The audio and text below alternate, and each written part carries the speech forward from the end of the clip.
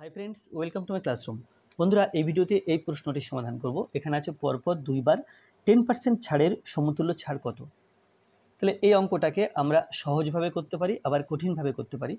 তো আমরা যদি কঠিনভাবে করতে চাই সেক্ষেত্রে এক্স ধরতে হবে, আর যদি সহজভাবে করতে চাই সেক্ষেত্রে 100 ধরতে হবে। তো আমি এখানে সহজভাবেই করব, তোমরা চাইলে কমেন্টে জানাবে, আমি এটা কঠিনভাবে এক্স দিয়ে ধরেও করে দেবো। তো যাই হোক, তাহলে পরপর 10% ছাড়, তাহলে দ্রব্যটির মূল্য কত সেটাই তো জানা নেই। সুতরাং এখানে দ্রব্যটির মূল্য 100 টাকা ধরে নেব। মনে করি কোনো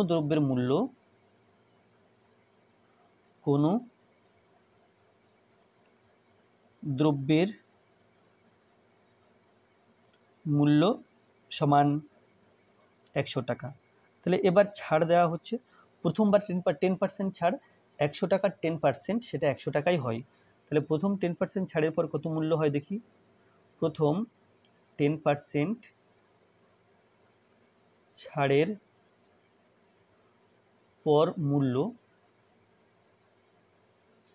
সমান, প্রথমে দাম ছিল 100 টাকা, 10% অর্থাৎ 10 টাকা ছেড়ে দিলাম। 100 10% 10 টাকা। 100 জায়গাতে অন্য কোনো সংখ্যা থাকলে তার 10% কিন্তু 10 টাকা হতো না। তো যাই হোক, এখানে 100 থেকে 10 বিয়োগ করলাম, তাহলে এটা হলো 90 টাকা। এরপরে দেখো, প্রথম 10% ছাড়ের পরে 90 টাকা বেরোলো, এখানে আবার 10% ছাড়তে হবে। তাহলে 100 টাকার 10% 10 টাকা ছিল, 90 টাকার 10% কিন্তু আর 10 টাকা নয়, সেটা অন্য কিছু হবে। তাহলে প্রথমে কী করতে হবে, এই 90 টাকার 10% বের করে নিতে হবে, কারণ 90 টাকার 10% কিন্তু 10 টাকা নয়, অন্য কিছু।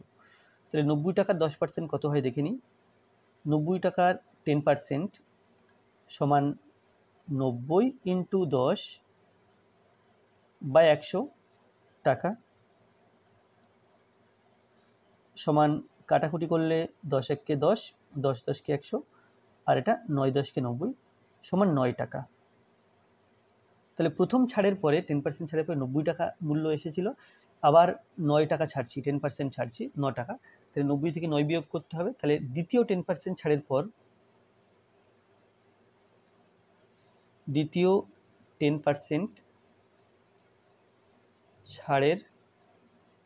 পর মূল্য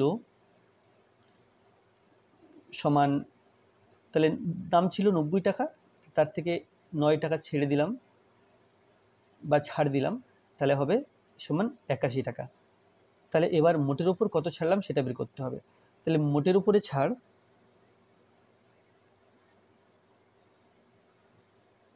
মোটের উপর ছাড় বা সমতুল্য ছাড়ও বলতে পারি। মোটের উপরে ছাড় সমান, প্রথমকার মূল্য ছিল 100 টাকা, এখন এলো 81 টাকা। তাহলে যেহেতু প্রথমকার 100 আছে, তাহলে এই টাকা ছাড়টাকে আমরা পার্সেন্ট বলতে পারি, কারণ কি প্রথম মূল্যটা 100 টাকা আছে। তাহলে 100 থেকে 81 বিয়োগ করলে এটা হবে 19%। তাহলে পরপর 10% ছাড়লে আমরা আলটিমেটলি মোটের উপর ছাড় পাই 19%। আমাদের মনে হতে পারে যে প্রথম 10% ছাড়লাম বা পরে 10% ছাড়লাম, এতে 10 আর 10 100, 10 আর 10 মিলে 20% ছাড়, কিন্তু এটা কিন্তু 20% ছাড় হবে না, এটা অ্যাকচুয়ালি 19% ছাড় হবে। Thank you.